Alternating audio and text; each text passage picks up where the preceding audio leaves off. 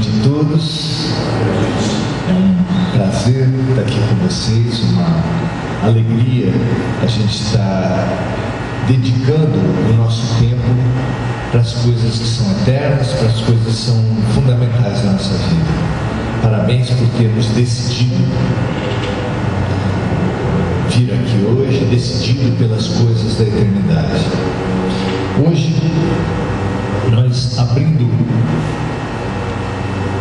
por assim dizer, ao acaso, esse livro, Os Filhos Pródigos, que veio através do nosso trabalho,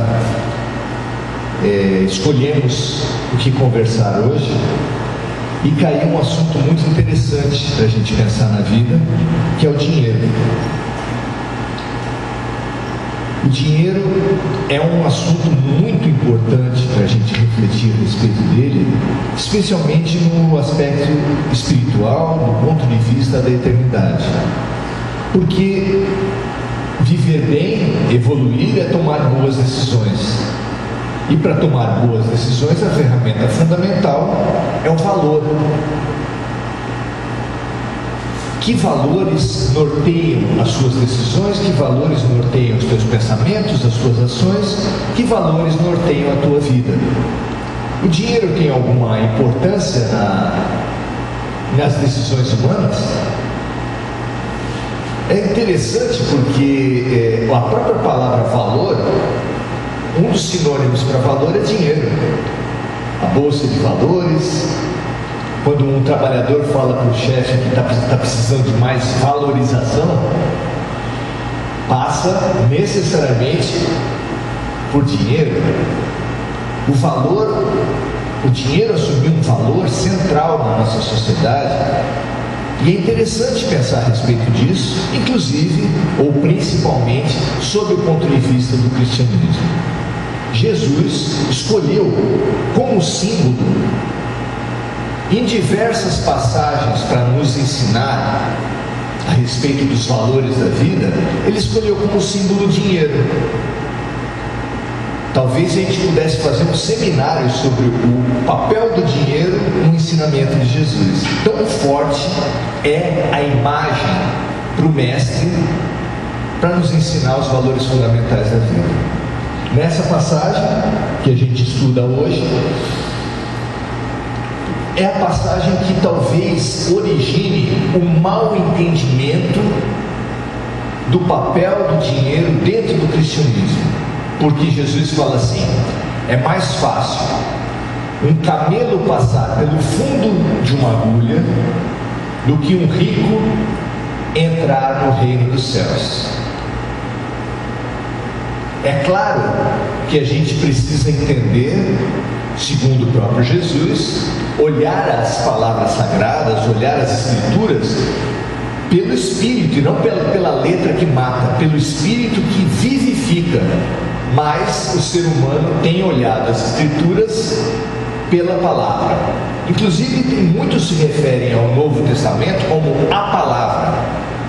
Vamos pregar a palavra, vamos ouvir a palavra. E esse culto à palavra, o seu significado imediato, traz um problema muito grande, especialmente nessa passagem. Por quê? O que vocês acham? É fácil um camelo passar pelo fundo de uma agulha? É simplesmente impossível. E aí a gente fica com que visão? É impossível um rico entrar no reino dos céus. Será que é isso que Jesus quis dizer? Vocês acham na prática que é impossível um rico ser bom, um rico fazer o que precisa ser feito, um rico tomar boas decisões, ser moralmente correto? Será que, por outro lado, a virtude está na pobreza?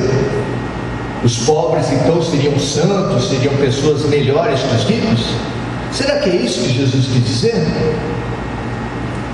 É muito interessante porque alguns pesquisadores do Evangelho falam que ao tempo de Jesus havia uma corda fina que era usada para diversos fins, algo parecido com o nosso sisal.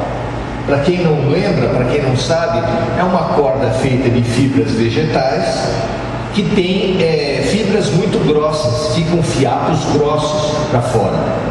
A comparação cabe porque o camelo, na época de Jesus, era uma corda feita com fios, com pelos do animal, pelos de camelo, que eram fios muito grossos e que sobravam como sisal,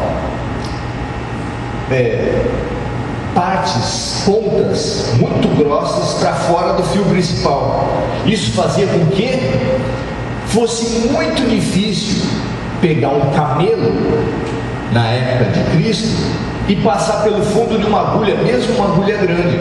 Por quê? Porque era uma corda com fios muito grossos e era difícil de passar. Mas vamos concordar, passar uma corda grossa pelo fundo de uma agulha é muito mais possível do que um camelo, o animal, o bicho. O bicho seria impossível. E aí a gente ganha outra conotação. Seguindo o conselho de Jesus e buscando o Espírito, buscando a interpretação, buscando o simbolismo que tem nas palavras do Evangelho, a gente pode sair do mito. O mito segundo o qual nenhum rico, é impossível um rico entrar no reino dos céus. Deus teria dado a prova da riqueza para as pessoas como uma condenação absoluta ao fracasso. Deus teria enviado para a terra pessoas, filhos de grandes fortunas, nobres, pessoas que iriam ganhar muito dinheiro, como uma condenação fatal ao fracasso espiritual. Uma visão como essa é absolutamente contrária à visão de um Deus de amor, de um Deus de justiça, de um Deus de bondade. Como Deus teria criado filhos seus, condições para alguns filhos seus que destinariam esses filhos ao fracasso? É claro que não. Mas, por outro lado, Jesus fala que é bem difícil um rico entrar no reino dos céus. E por causa disso, os cristãos não almejam a riqueza, não é verdade? Espírita, por exemplo, não vai na fila da Mega Sena quando está acumulada, não é? A gente não gosta. Nós não gostamos de dinheiro. Será que é isso?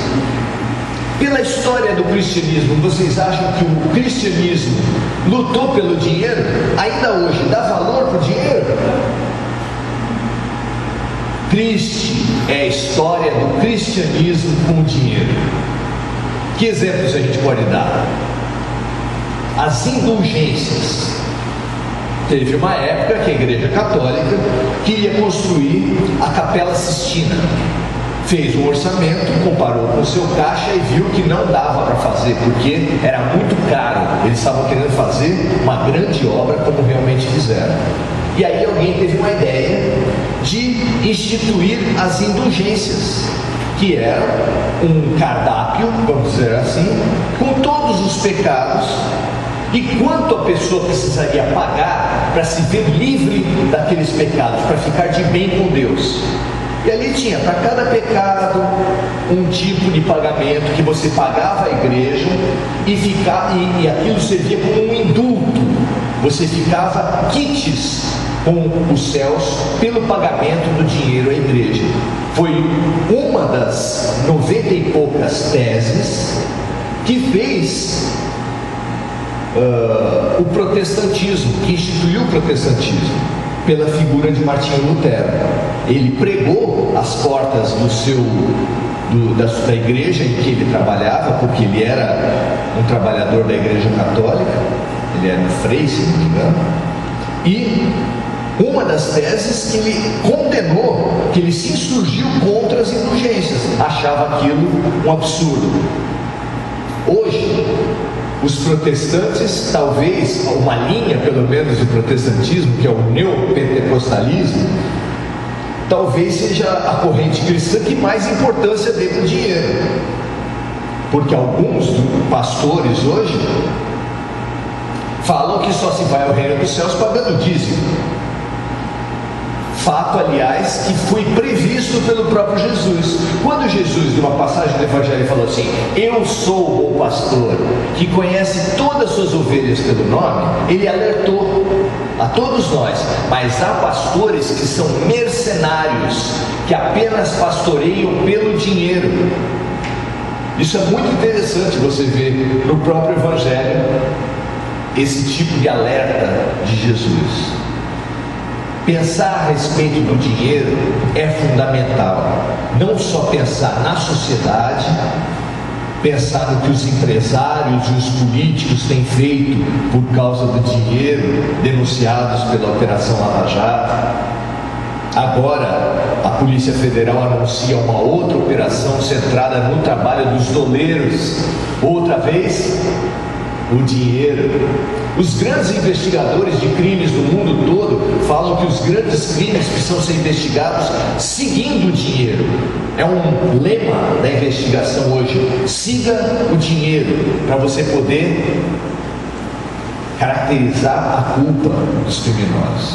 O dinheiro é realmente um valor central. Mas será que a gente pode apontar para os políticos apenas que eles são regidos por dinheiro, dos empresários apenas? Será?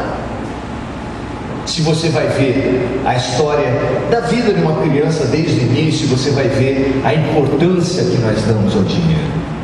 Afinal de contas, desde que a criança nasce, a gente vai escolher um padrinho, não é? Por que critérios você escolhe um padrinho para o seu filho? São aquelas pessoas que têm muito carinho por criança, que gostam muito de educar os filhos dos outros, que vão te auxiliar na tua ausência ou nos teus impedimentos. Não é por esse critério que a gente escolhe padrinho? Tem até o ditado: quem não tem padrinho morre padrinho. Como é que quem não tem? Que a gente precisa ter padrinho para poder acertar na vida. E isso tem a ver com apadrinhamento político e com apadrinhamento financeiro. Quem tem padrinho não morre pagão. Isso vem também da igreja, que falava que criança que morria sem ser batizada não podia ir para o céu. Então é esse o significado original, mas acabou ganhando esse outro significado, que quem não tem um padrinho com dinheiro vai estar condenado à dificuldade. Desde o padrinho, lá antes da criança entender qualquer coisa, já se toma uma decisão em nome da sua felicidade, pensando no dinheiro.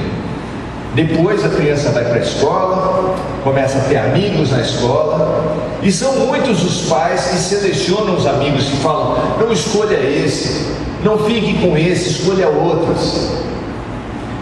E às vezes, muitas vezes, essa escolha dos amigos se dá pelo critério do dinheiro. Depois, na escolha das namoradas e dos namorados também. Mais tarde, na escolha das profissões. Por que será que ainda hoje um pai e uma mãe que ouça o seu filho falar: mãe, pai, eu quero ser professor primário? Por que será que alguns pais se sentem muito infelizes de ouvir dos seus filhos isso? Acaso não é uma profissão honrada? Não é uma profissão importante? Não é uma profissão que forma e que ajuda o país a melhorar? Isso ninguém tem dúvida. Se é tão importante assim, por que as pessoas consideram mal, às vezes, o trabalho do professor? Por quê? Porque não ganha um salário à altura da sua tarefa. Tudo isso mostra como a gente vai, como o valor do dinheiro vai norteando a vida da gente. Depois da boa profissão, se pensa no partido. Minha filha está querendo casar, meu filho está querendo casar. O que é um bom partido? Um homem amoroso, que valorize a mulher, que apoia a mulher nas coisas importantes do casamento, não é assim? Não. Bom partido também tem a ver com dinheiro. E isso a gente vai vendo que o dinheiro vai norteando a vida da gente, vai dando uma importância excessivamente grande. Hoje as doutrinas políticas, por exemplo, capitalismo e comunismo, tem visões diferentes a respeito do dinheiro, pelo menos na teoria. Na prática, as coisas se aproximam muito hoje em dia, né? Fala-se que a China, como um país comunista, seria o país mais capitalista de todos os países do mundo, né? Mas eu lendo o Nosso Lar, eu não sei se vocês tiveram esse prazer de ler o livro mais vendido e mais popular da literatura espírita. Ali, talvez você tenha visto, mas não sei se vocês se deram conta. Uma das decepções de quem não tem contato com o mundo espiritual é saber que no mundo espiritual tem dinheiro também. Vocês se lembram disso? Existe dinheiro em Nosso Lar. E aí as pessoas falam que é absurdo ter dinheiro no mundo espiritual. Tem dinheiro. Por quê? Porque eles descobriram que para incentivar as pessoas a trabalhar, precisava dar valor ao trabalho. Só que a maneira deles remunerarem o trabalho em Nosso Lar é absolutamente revolucionária, mais igualitária do que todas as propostas políticas da Terra. Sabe como é que se ganha dinheiro em Nosso Lar? O dinheiro chama-se bônus hora. Quer dizer que você ganha um bônus hora por uma hora trabalhada. Um bônus hora por hora trabalhada para todas as funções. O faxineiro que trabalhar uma hora e o governador de Nosso Lar que trabalhar uma hora ganham quanto? Um bônus hora.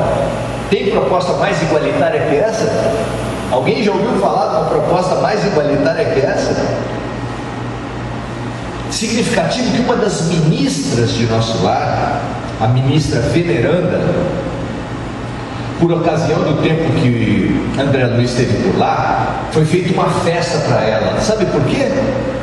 Porque ela tinha acumulado 1 milhão de bônus hora. Lembrando dessa história, eu fui para a calculadora e dividi 1 milhão por 24 horas do dia, e dividi mais uma vez por 365, que são os dias do ano. Quem trabalhou 1 milhão de horas, sabe por quanto tempo trabalhou 24 horas sem um segundo de descanso? 114 anos. 114 anos de trabalho ininterrupto. Não é sem final de semana, é sem férias. 24 horas de trabalho por dia por 114 anos, para você acumular o seu primeiro milhão. Aquele que as pessoas tanto ambicionam, né? Eu quero alcançar o meu primeiro milhão. Veneranda conseguiu. Alguém está disposto? Tem alguém aí para levantar a mão? 114 anos, 24 horas por dia, sem um segundo de descanso. E quando você vê as grandes almas, particularmente no Espiritismo, as pessoas que acompanharam Chico Xavier falavam que ele dormia às vezes 3, 4 horas por dia. Ficava psicografando até 3, 4 horas da manhã e acordava às 6, 7 horas. Grandes almas trabalham muito. E a gente quer evoluir, a gente quer crescer, a gente quer seguir os exemplos, os guias que nos foram apresentados. Será que a gente quer de verdade? Bom, pensando bem, né? Acho que não. Porque com venerando Chico Xavier, vai ser difícil.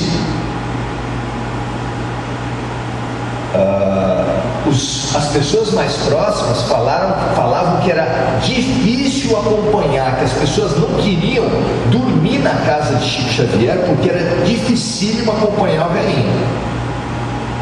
tinha que ficar até alta madrugada junto com ele, ajudando, passando folha. Eu não sei se vocês já viram os filmes de Chico psicografando. Ficava uma pilha de folhas, vários lápis do lado, e uma pessoa passando as folhas e ele psicografando. Ele sempre precisava de pessoas ajudando, até 3 da manhã, 4 da manhã. E quando às 6, 7 horas ele acordava de novo, o que você faz? Geraldo Lemos fala da dificuldade. Ele era muito mais jovem, ele era um moleque e acompanhava Chico Xavier. Acompanhava com muita dificuldade. Ele ficava no máximo 2 dias com ele e depois já ia para casa, porque não havia quem desse conta. Outra passagem fantástica que Jesus usa, muito simbólica, e que nos ajuda muito a pensar na importância do dinheiro que tem hoje e que poderia ter, é a passagem em que ele conta uma história, uma parábola, em que um dono, um sitiante, resolveu viajar, reuniu seus 3 empregados e deu dinheiro para eles. Para um ele deu 5, para outro ele deu 3, para outro ele deu 1. Como chamava a moeda da época? Essa é a parábola dos talentos. Um talento era uma moeda. O nome da moeda, assim como real, dólar, libra esterlina, naquele tempo, naquela localidade, chamava-se talento. Por que hoje talento ganhou esse novo significado? Por causa da interpretação dessa parábola. Porque o dono da fazenda simboliza claramente Deus. E Deus, evidentemente, dá quantidade de talentos diferentes para as pessoas, não é verdade? Você já ouviu falar que Mozart compôs a primeira sinfonia dele aos 6 anos de idade? Alguém aqui acha que vai conseguir fazer a partitura de 40 instrumentos em harmonia e compondo maravilhosas sinfonias? Quem acha que consegue aqui? Imagina aos 6 anos de idade. Por que uma pessoa tem tantos talentos? Esse é um dos dilemas da vida. Pais, tendo 2 ou mais filhos, comparando um filho com o outro, vai falar assim, às vezes até gêmeos univitelinos têm capacidades brutalmente diferentes umas das outras. Como é que você entende isso? Onde está a justiça e a bondade de Deus? Se dá tanto para uns e tão pouco para outros. Eu tenho 2 sobrinhas. Uma se formou dentista, está iniciando a carreira, e outra é autista. Nunca vai escrever o seu nome até o fim da vida. Onde está Deus? Onde está a justiça e a bondade de Deus? Por isso é que muitas pessoas que usam o seu intelecto viram ateias, porque é absolutamente incompatível um Deus bom, justo e todo-poderoso com essa desigualdade absurda que tem. De nós aqui, acredito eu, não sei da história de vocês, mas a maioria de nós aqui ter se alimentado corretamente, por exemplo, do 0 aos 6 anos ou até agora, e tantos africanos, desde criança, desde antes de ser criança, desde da gravidez, já passam fome. Onde está Deus? Como compreender, como aceitar Deus desse jeito?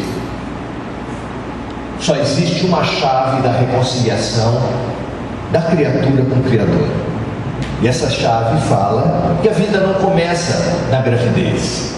E que as causas que levaram as pessoas a serem tão diferentes e terem vidas tão diferentes, é claro que se não está nessa vida, só pode vir de vidas passadas. Pois esse fazendeiro, distribuindo esses talentos muito diferentes, falou para eles assim: eu vou viajar e daqui a um bom tempo eu volto, e quando eu voltar eu vou cobrar vocês desse dinheiro. E assim foi, e assim fez. Quando voltou, reuniu os 3 empregados. Aquele que tinha recebido 5, falou, foi pegar o dinheiro, entregou na mão do fazendeiro e falou para ele: eis aí os 5 talentos que o senhor tinha me confiado, pois eu negociei com eles e consegui outros 5. Eu entrego então os 5 e mais 5. E o fazendeiro falou: bom e fiel servo, se foste diligente no pouco, serás também no muito. E deu mais poderes para ele. E veio o de 3 talentos, e a história se repetiu. Eis os 3 talentos que o Senhor me deu, mas eu negociei com os seus 3 talentos e consegui outros 3. Tome então um total de 6 talentos.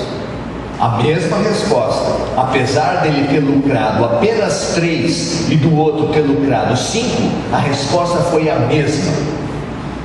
Bom e fiel servo, se foste diligente no pouco, serás também no muito. Vai e recebe mais privilégios, mais possibilidades. E isso também é muito interessante, porque Deus não confere apenas o que a gente faz pelo que a gente produz quantitativamente. Ele considera as possibilidades de cada um, de modo que se uma pessoa melhorou 50% tendo pouco, é a mesma coisa que melhorar 50% tendo muito. E a gente não compreende isso. Isso na nossa escola, sabe como seria? Eu estou na escola no início do ano, a primeira prova eu tiro 2, a nota 2, de 0 a 10 eu tiro 2.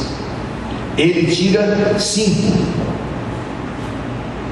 Na segunda prova do ano eu tiro 4 e ele tira 5. Se isso se repete ao longo do ano, eu tirando 4 e ele tirando 5, quem vai ser valorizado pela escola? Quem tirou nota 5. Mas o esforço que eu tive, o progresso que eu tive para passar do nível 2 para o nível 4, a escola não vai considerar e a minha média não vai permitir que eu passe. Pois na parábola dos talentos, Jesus deixou claro que o que vale é o movimento, é o investimento, é a boa vontade que cada um de nós mostra. E isso é muito auspicioso para nós, porque se você for comparar o que você fez, o que você produziu espiritualmente com Chico Xavier, com Francisco de Assis, com Teresa de Calcutá, com a irmã Dulce, você vai falar: estou condenado ao fracasso na escola de Deus. Mas não é assim. Se você recebe pouco e consegue com esse pouco fazer avançar bastante no principal, no valor central, você está bem encaminhado e será bem considerado por Deus. Mas qual é o valor central então? Se nós falamos que o valor central para os homens é o dinheiro, o valor central para Deus qual será? No Sermão do Monte, Jesus também deixa claro isso. Ele fala especificamente dos ricos. Ai de vós ricos, que já receberam tudo o que queriam aqui na terra, não esperem nada do céu.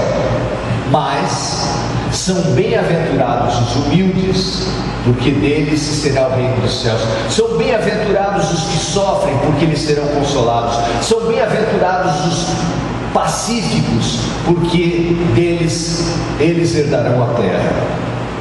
Há um conjunto de valores claramente humano e um conjunto de valores claramente divino. E assim como a gente, olhando a nossa vida, olhando o mundo, percebe a centralidade que o dinheiro tem tido na vida das pessoas, também é fácil de perceber que os valores de Deus anunciados por Jesus, humildade, saber bem sofrer, se autopacificar, esses valores vocês reconhecem que norteiam a vida das pessoas? Esses valores são importantes na tua vida. Pelo que a gente faz promessas, pelo que a gente faz planos na virada de ano, pelo que a gente faz as nossas orações. A musiquinha lá de passagem de ano já fala: muito dinheiro no bolso, saúde para dar e vender. Se fizesse uma pesquisa para as pessoas, 2 desejos, seguramente a maioria desses desejos das pessoas seria muito dinheiro no bolso, saúde para dar e vender. Humildade? Quantas pessoas pediriam humildade da vida? Quantas pessoas na passagem de ano falaram assim: 2018 eu quero ser humilde, eu quero sofrer bem as minhas dificuldades e aprender e me superar com elas? Quem fez essa? A gente pede para não sofrer, mas para aprender com o sofrimento, dificilmente alguém pede. Mesmo se autopacificar, todos nós queremos a paz do mundo, a paz do nosso condomínio, a paz da nossa família, mas direcionar a paz como um plano pessoal, quem tem esse plano, quem tem essa ambição de se pacificar? Apesar do nosso grande doutor de paz no mundo, chamado Mahatma Gandhi, falou: faça em você o que você deseja para o mundo. E se o teu desejo é de paz para o mundo, como começa o teu desejo de paz para o mundo? Começa com a paz em si. Você só vai conseguir desenvolver a paz no seu trabalho, no seu casamento, na sua família, se você fizer um esforço para se autopacificar. Nós somos como o pincel para pintar a parede de branco. Primeiro ele pinta alguém de branco. Quem é que o pincel pinta de branco para poder pintar a parede? O pincel só pinta a parede de branco se ele tiver antes pintado a si mesmo. A gente só dá o que a gente tem. É claro. É tão óbvio que chega a ser gritante. Por que nós não seguimos isso se a gente acha tão óbvio? Não é? Por que tanta diferença entre o valor dos homens e o valor de Deus? Por que a gente, dizendo-se cristão, dizendo-se espiritualista, dizendo-se espírita, por que a gente dá tanto valor para a matéria e para essas coisas? Ah, Maurício, você está falando então que o dinheiro é do demônio, que o dinheiro é mau, é perverso, que a gente deve negar, que é difícil ou impossível, que o rico não tem lugar no reino dos céus? Absolutamente, não se trata disso. Jesus talvez dê a orientação mais clara nos evangelhos, na passagem em que, fazendo uma pegadinha para ele, as pessoas perguntam: mestre, é certo pagar imposto? Aí ele tem que dar uma parada e contextualizar historicamente, como a gente fez com o camelo. Imagina o que era a Judéia dominada pelos romanos. No geral, você acha que as pessoas gostam de pagar imposto? Ninguém gosta. O judeu que, com justiça ou sem, é considerado, digamos assim, materialista, com muita importância para o dinheiro, você acha que ele particularmente gostava de pagar? Agora imagina a Judéia ocupada pelo Império Romano. Além de pagar o dízimo, pagar o dinheiro para o Estado israelense, judaico, tinha que pagar também para o dominador romano. E por isso é que era uma pegadinha. Se Jesus falasse: sim, nós devemos pagar imposto, ele ficaria de mal com todo o povo. Se ele falasse: não, a gente não deve pagar imposto, ele ficaria de mal com os romanos. E aí estava morto. Por isso é que fizeram essa pergunta. Eles estudaram, eles pensaram: que pergunta nós podemos fazer para perder Jesus, para fazer Jesus perder? Que fizeram outras também, várias, e Jesus saiu de todas. Nessa especialmente, ele falou para o interlocutor dele: você tem uma moeda aí? Eu imagino que deve ter dado um silêncio assim. Como assim? Não, eu estou perguntando se você tem uma moeda aí. Tem. Aí pegou uma moeda corrente naquele tempo, era moeda do Império Romano, e perguntou para ele: o que está escrito nessa moeda que você tá portando? O que aparece nessa moeda? A efígie de César. Ah, então dai a César o que é de César e dai a Deus o que é de Deus. Essa passagem é fantástica para a gente aprender a coexistir, a relação dos valores da matéria com os valores do espírito. Não se trata de negar o dinheiro ou de negar a matéria. A matéria foi colocada exatamente para a gente batalhar, para a gente lutar, tanto que em nosso lar foi colocado o dinheiro como um estímulo para as pessoas trabalharem. Então o dinheiro não pode ser do demônio, o dinheiro não pode ser mau. Mas a gente deve saber da importância do dinheiro para o funcionamento da sociedade, para você poder se alimentar, para você poder vestir com dignidade, ter assistência médica, ter uma escola de qualidade. E isso é errado? Querer isso para os seus filhos? Querer isso para você mesmo? Que eles se alimentem, que eles tenham roupa, que eles estudem, que eles tenham assistência médica? Não pode ser errado. Então, que a gente dê para o dinheiro o valor que está consagrado, que é necessário para o funcionamento social. Mas, no momento que a gente trabalha para mais do que isso, as coisas complicam muito para a vida da gente. A gente começa a idolatrar o dinheiro. Na minha infância eu gostava muito de ler o gibi do Tio Patinhas. Agora já caiu um pouco em desuso, não é? Praticamente não tem uma atualização, mas o Tio Patinhas já não é mais um personagem central como era dos gibis do meu tempo. Ele era o símbolo da idolatria ao dinheiro. Ele tinha numa abóboda de vidro assim uma moeda que ele guardava ali. O que era essa moeda? Vai dizer que vocês não têm essa cultura importante? Aquela moeda era a moeda número 1 do Tio Patinhas. Foi a primeira moeda que ele conquistou na vida dele. E aquilo era um fetiche, era um ídolo na vida dele, que ele guardava aquilo e defendia aquilo com a própria vida.